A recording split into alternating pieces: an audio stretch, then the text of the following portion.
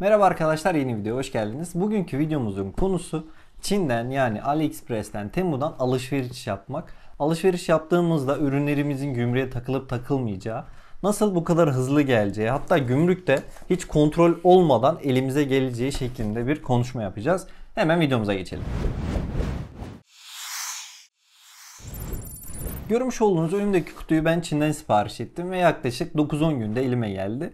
Ve kutu hiç açılmadan geldi arkadaşlar. Yani şu bizim göndericinin gönderdiği kutu, yani şu ilk yapıştırdığı kağıt hala üzerinde. Sadece petite kendi üzerine tekrar bir tane daha kağıt yapıştırmış. Bunun da sebebi aslında gümrükten geçtikten sonra uluslararası petite şubesine gidiyor. Size Türkiye'den uluslararası petite şubesi gönderiyor tekrar adresinizi. Böyle Çin'den, yani Temu'dan, AliExpress gibi yerlerden alışveriş yaparken gümrüğe takılmamasını sağlamak için 5 tane yol söyleyeceğim.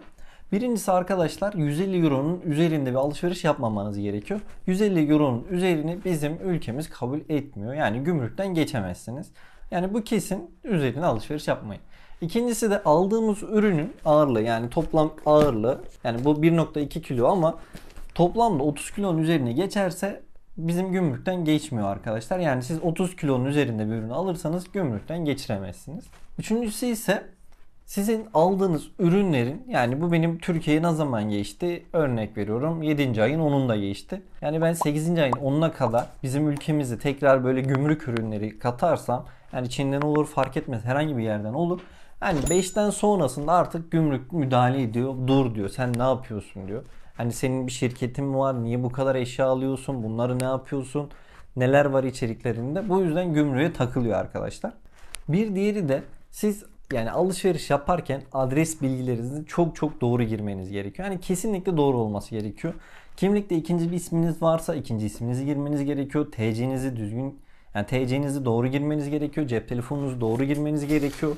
Adresinizi doğru girmeniz gerekiyor. Posta kodu, her şeyi doğru girmeniz gerekiyor arkadaşlar. Yani şurada göreceğiniz alıcı adresi yazdığında, Türkiye'de alışveriş yaparken tam adresinizi yazmasanız, işte örnek veriyorum Selçuklu Konya deseniz Selçuklu'ya kadar gelir ürün.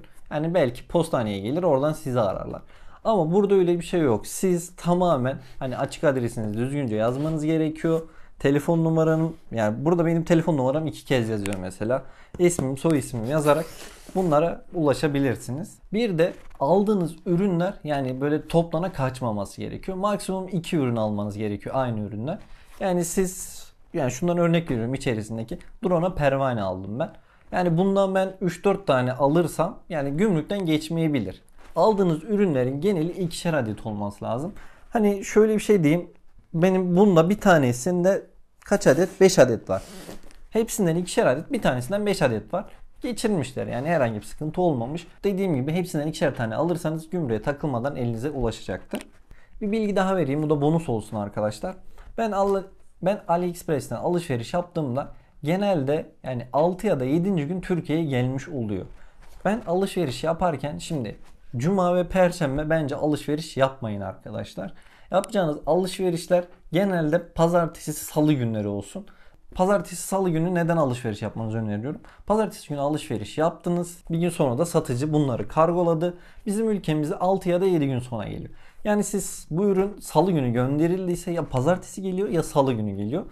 Hafta içi gümrüğe geldiğinde ürünler, yani gümrük memurunun bir gün sonra ya da aynı gün önüne düşüyor. O da işlemini yapıyor, dağıtıma çıkarıyor. Ama siz bir ürünü çarşamba günü aldınız, perşembe günü kargolandı. İşte ürün de 7 gün, 8. gün geldi.